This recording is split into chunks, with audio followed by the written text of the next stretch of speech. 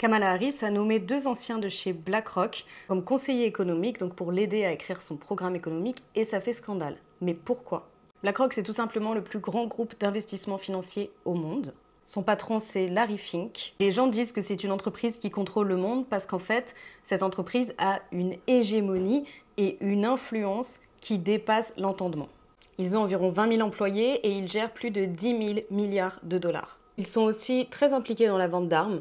Ils ont des actifs dans beaucoup d'entreprises militaires et ils ont du coup un intérêt incontestable dans ce qu'on appelle la guerre sans fin. C'est-à-dire, eux, leur intérêt, c'est que la guerre, elle s'arrête jamais. Alors comment s'exerce leur influence et quelle est leur stratégie? Le premier objectif de BlackRock, c'est d'imposer le néolibéralisme partout. Et pour ça, ils ont plusieurs outils. Leur premier outil, c'est qu'ils sont au conseil d'administration de milliers d'entreprises dans le monde et qu'ils les dirigent de fait. Ensuite, ils sont conseillers politiques de nombreux gouvernements et institutions comme l'Union européenne, ce qui leur donne accès à des informations confidentielles de premier plan qu'ils peuvent ensuite utiliser dans leurs investissements. Ils sont d'ailleurs soupçonnés d'avoir fait ça en ce qui concerne la Grèce. Comme on peut le lire dans cet article de Mediapart qui date de 2018, BlackRock murmure désormais à l'oreille des États européens ses combats, contrer toute régulation financière et imposer la retraite par capitalisation pour tous. Leur influence, elle est aussi très importante au Mexique. On voit ici donc le CEO de BlackRock avec le président mexicain. Qu'est-ce qu'ils ont imposé au Mexique ? Ils ont imposé que des entreprises qui étaient publiques deviennent semi-privées. Ils ont empêché des nationalisations qui étaient prévues donc, à l'époque où ce président était candidat de gauche et qu'il a fait des petits rendez-vous secrets avec Larry Fink, suite à quoi il a dit « bon, d'accord, en fait...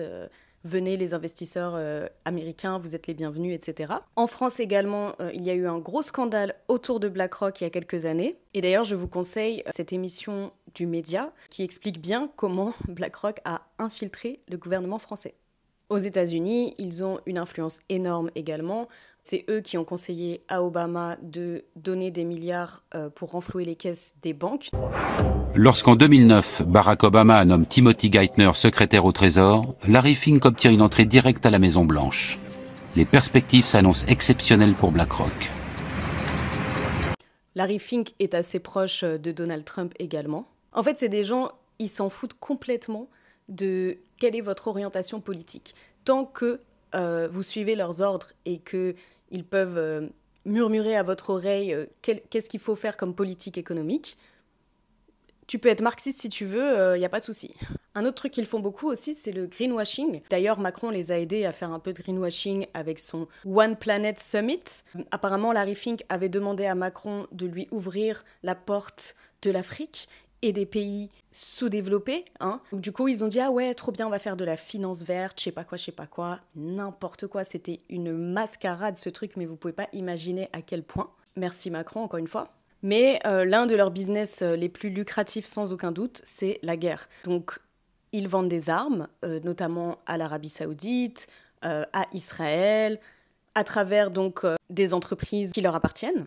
Ils ont placé plus de 13 milliards de dollars dans 3 sociétés qui arment Israël, et notamment des sociétés qui fabriquent des armes interdites comme le phosphore blanc.